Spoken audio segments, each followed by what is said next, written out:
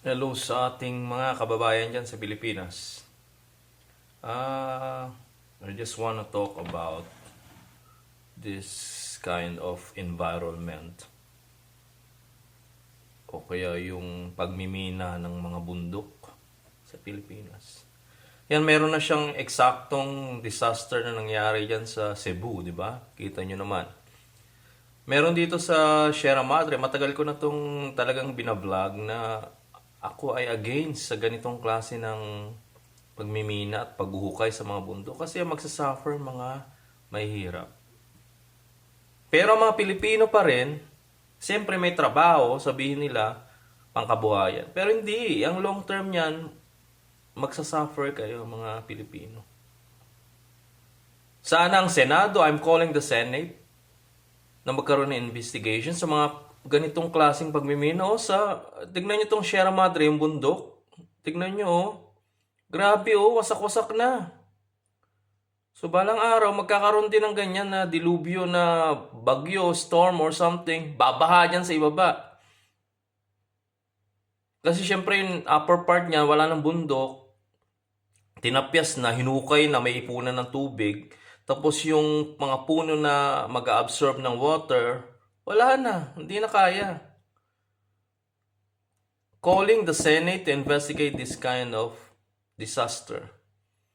Grabe, oh. Winawasak niyo ang bundok, ang kalikasan. Napakawalang hiya ng mga investors naman ng mga yan. Hindi lang yan, pati yung mga kawani ng government, DNR, bakit yung pinapayagan yung ganyan? 'Di ba? Tingnan niyo nangyari sa Cebu. Winasak ang bundok. Pinagtatanggal lahat ng mga minerals sa bundok.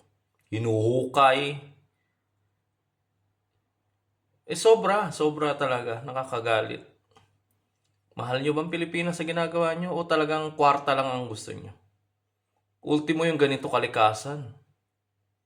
Hindi ko ma-explain. Sobrang sobra. Nakakagalit. Tapos sa inyo, ihukay dyan sa bundok. Grabe.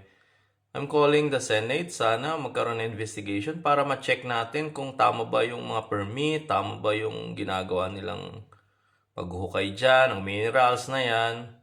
Dahil later on, magsasuffer na naman mga Pilipinong nasa ibaba niyan. Tapos Metro Manila, karating na lugar ng San Isidro, Angono Rizal, dyan sa ibaba niya, sa part niyang pababa, manggagaling yung tubig dyan sa bundok pag malakas ang ulan.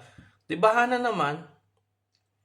You know what? Ang gawin nyo, taniman ng puno yan, imbes na hukayin. Mag-invest kayo sa mga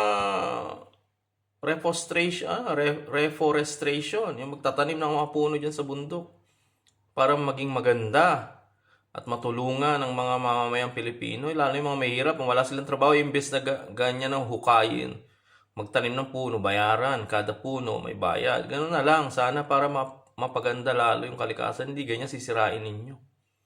Paano na yung future generation natin? Lulubog ng Pilipinas. Mawawala na lang ng kusang Pilipinas. Lulubog sa tubig. Maraming, alam nyo na, dahil sa trahedya. So nakakagalit,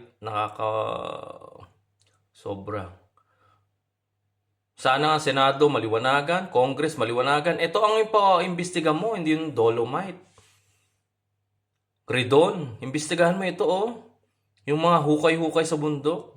Kung may malasakit ka sa bansa natin. If you really love our country, ganito ang gawin mo, imbestigahan mo yung mga ganyan. Yan ang maganda imbestigahan. Kasi mga ganyan, may halong corruption yan, paninira sa kalikasan, later on, magsasuffer ang mga Pilipino dahil sa ganyan. Di ba? Congress, Senate, DOJ, Ombudsman, look at this one. Sana lahat ng mga Pilipino ipasilip ito, yung mga ganitong klase ng mga paghuhukay sa bundok. Calling the Catholic Church, the INC, all the Filipino that love our country, please, ipaano nyo yan, ipacheck nyo. Bye-bye.